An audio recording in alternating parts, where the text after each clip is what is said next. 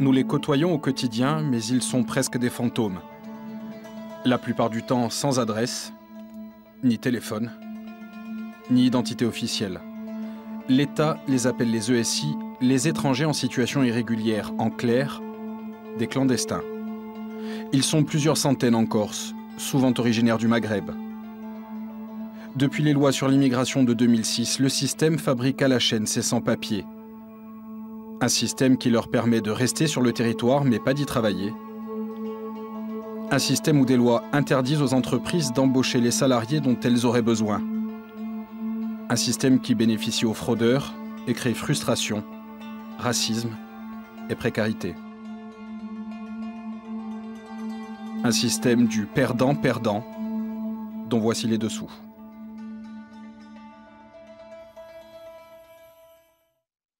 Il n'y a pas de possibilité d'entrer régulièrement en France, sauf de manière temporaire, avec l'engagement de repartir à la fin. L'hypocrisie part de là, parce qu'il faut bien comprendre que la France a fermé ses frontières totalement. En quelques années, maître Grégoire Donati est devenu la bête noire des deux préfectures corses. Cet avocat bastiais, spécialiste du droit des étrangers, nous dévoile les incohérences du système. La loi, aujourd'hui, distingue deux types de situations.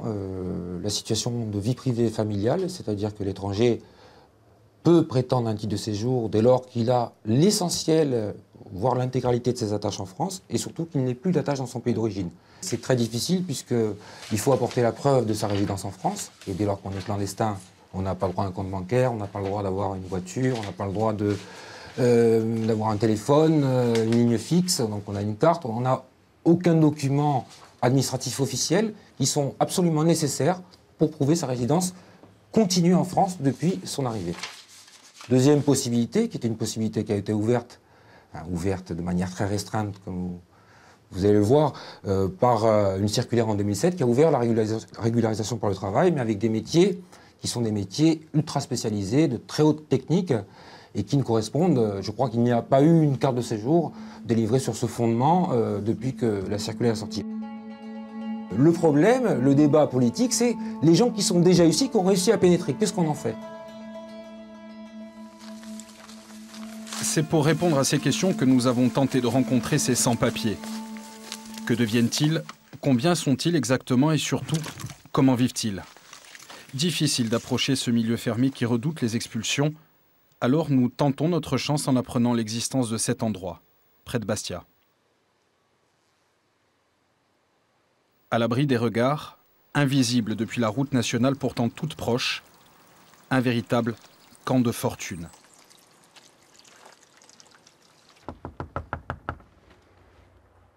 Y a quelqu'un? Pas de réponse. L'endroit semble désert, pourtant, il est bel et bien habité. La preuve, ces dates d'emballage, toutes remontent à 2 jours à peine, avant notre tournage. D'autres indices sont encore plus révélateurs. Les gens qui survivent ici travaillent sans doute sur un chantier voisin. Nous décidons de les attendre. En vain.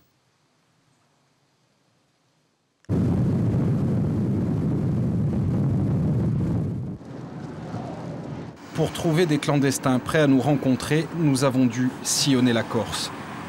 Beaucoup acceptent de nous parler, mais sans caméra, jusqu'à ce rendez-vous, dans la plaine orientale.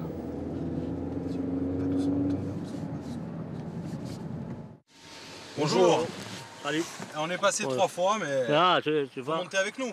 Ah, là, j'habite ici, moi. D'accord, on le Tu suit. fais un alors. tour ici par là. D'accord. Après, c'est bon. Ok, merci.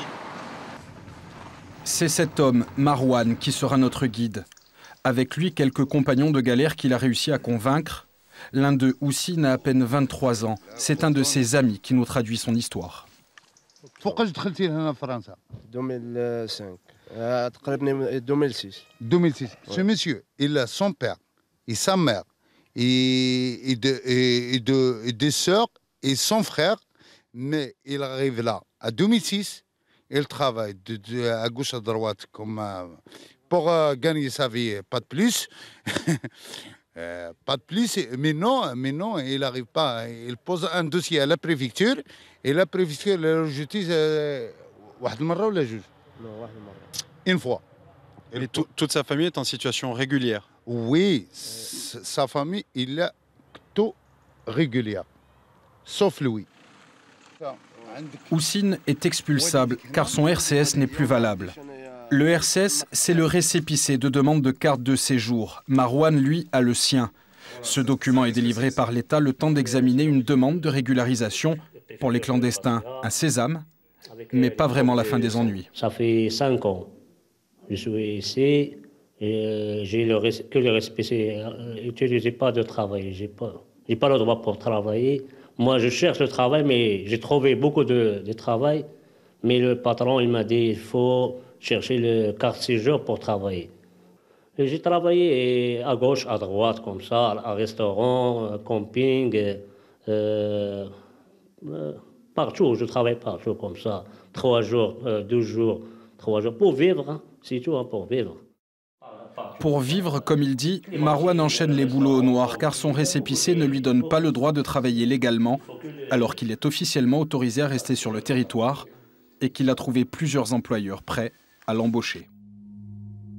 Une situation ubuesque illustrée par cette liste du Pôle emploi, l'ex-ANPE. Elle recense les besoins des entreprises locales. Marouane est maçon, un métier très demandé. Problème, c'est une autre liste qui fixe les règles du jeu. Celle-ci est établie par la préfecture et définit les métiers pour lesquels l'immigration est légale. En Corse, l'État souhaite la bienvenue aux inspecteurs de mise en conformité et aux dessinateurs projeteurs en électronique. C'est kafkaïen, c'est anti-économique, c'est improductif, mais c'est, vous savez, toutes les dérives autoritaires et autoritaristes, telles qu'on la vit depuis quelques années sur ce sujet de l'immigration, ça conduit à des raisonnements totalement délirants. Et il faut bien le dire, l'autoritarisme, ça n'a rien à voir avec la performance économique, c'est même tout le contraire. Gérard Mortreuil est syndicaliste. Il est aussi contrôleur du travail. Il dénonce les aberrations bureaucratiques d'un système qui se mord la queue. Pour la petite histoire, pour ajouter à l'humour très noir là-dessus, ce n'est pas du tout le travail qu'avaient fait les administrations sur place. Les administrations ont fait remonter au ministère des vrais métiers, c'est-à-dire les métiers que vous avez pu rencontrer à Pôle emploi. Ce qui est redescendu, c'est des décisions politiques. Vous savez, quand le politique se mêle à ce point du social, c'est vraiment catastrophique. Il fallait laisser faire les partenaires sociaux et partir de la réalité du terrain. On a voulu calquer une politique idéologique, des vieux fantasmes de genre Front National sur les dangers de l'immigration clandestine. L'immigration clandestine, on ne la connaît pas. On connaît des gens qui travaillent, qui ont des origines différentes. 2 jours avant le début de notre enquête, le Conseil d'État a invalidé les fameuses listes de métiers autorisés. Pourtant, ces saisonniers et ces ouvriers du BTP, dont beaucoup de sans-papiers, continuent à être employés en toute illégalité par des entreprises prêtes à les embaucher, si la loi le permettait.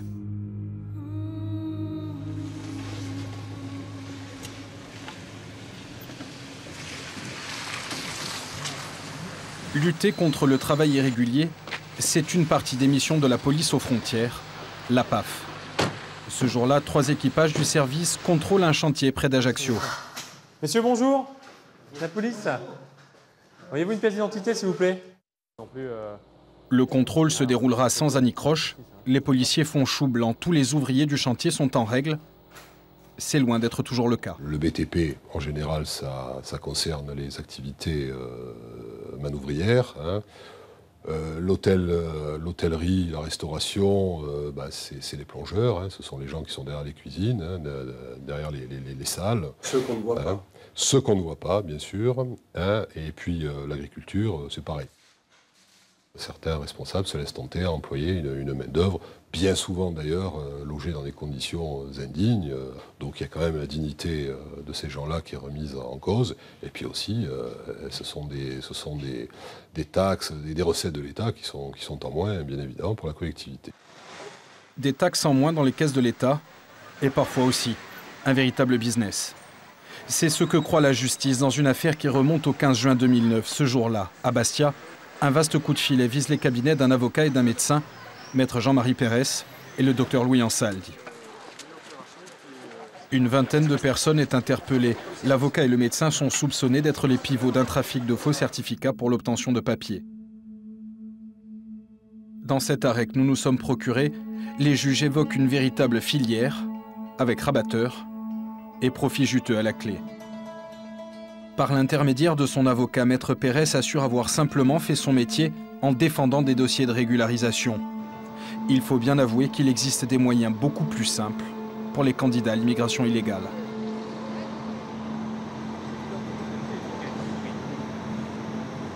Il est 7 h du matin sur le port de Bastia. Ces arrivants débarquent du Maroc via Marseille. Presque tous ont en poche un contrat de travail temporaire. Ce simple imprimé autorise un étranger à venir travailler quelques mois en Corse, la plupart du temps pour une saison agricole. Une opportunité qui peut se monnayer très cher. Moi, j'ai payé 6 000 € pour rentrer là. Hein. J'ai payé 6 000 €. À qui? À quelqu'un qui a une relation avec le patron. Et ça marche comment? Ça marche comment? Ça marche en liquide. Je lui donne 6 000 € en liquide à ce monsieur. Ce monsieur, il partage avec le patron. Le patron, il ramène les ouvriers. Il travaille là gratuitement. Hein. Il ramasse ces trucs gratuitement. Et après, quand c'est fini? Et quand c'est fini, il t'a dit, monsieur, bonne journée. Hein. Comment tu veux? En théorie, il faut rentrer au pays à la fin du contrat. Moi, je vois des choses en pratique, bizarres. c'est très rarement le cas. Les saisonniers deviennent alors des clandestins et sont remplacés par de nouveaux arrivants munis d'un contrat en bonne et due forme, les clandestins de demain. Dans le BTP, l'agriculture et même les services de l'État, tout le monde connaît ces ficelles. Tous les patrons ne sont pas indélicats. Ce jour-là, à Ajaccio, le collectif Immigration Choisit la Honte présente 15 cas d'étrangers en situation irrégulière. 13 sont soutenus par leurs employeurs. Mais c'est surtout ce jeune homme qui mobilise l'attention. Entre ses mains, un dossier qui résume la moitié de sa vie. Une histoire édifiante. J'ai travaillé à Valence pendant 11 ans avec des contrats saisonniers. Chaque année, je viens et je rentre. Et en 2006, j'ai fait une demande à Nice. Il m'a donné une carte de séjour d'un an. Et comme je n'ai pas trouvé de travail là-bas, j'ai un beau-père ici, j'ai de la famille ici, j'ai des cousins et tout. Il m'a proposé de venir ici. J'ai trouvé un travail avec un contrat CDI. J'ai travaillé 9 mois et après, j'ai fait une demande pour faire le renouvellement de ma carte ici de séjour. Ils ont refusé. Dis-moi pourquoi. Ça fait 3 ans que je n'ai pas vu ma famille, j'ai 2 enfants. Normalement, les gens qui n'ont pas de papier, ils se cachent. Oui. Oui. Pourquoi vous voulez parler aujourd'hui? Parce que franchement, j'ai rien à perdre. Hein. Dis-moi, pourquoi je me cache? Faizi a pourtant toutes les raisons de se cacher. Depuis le 8 septembre dernier, il est un clandestin, suffisamment en règle pour obtenir un crédit bancaire et payer ses impôts en France. Pas assez pour avoir ses papiers.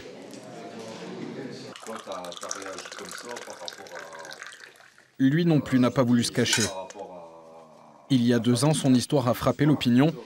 Dénoncée par une lettre anonyme, El Houssine Mala a été traduit en justice pour avoir hébergé son propre gendre en situation irrégulière. On cherche un morceau de pain, on ne fait pas des politiques, on ne fait pas de la drogue, on ne fait pas de quelque chose, c'est pas bien. On mange un morceau de pain comme tout le monde. Aujourd'hui, le beau-fils vient rendre visite. Il a finalement obtenu ses papiers, mais il est un cas presque exceptionnel.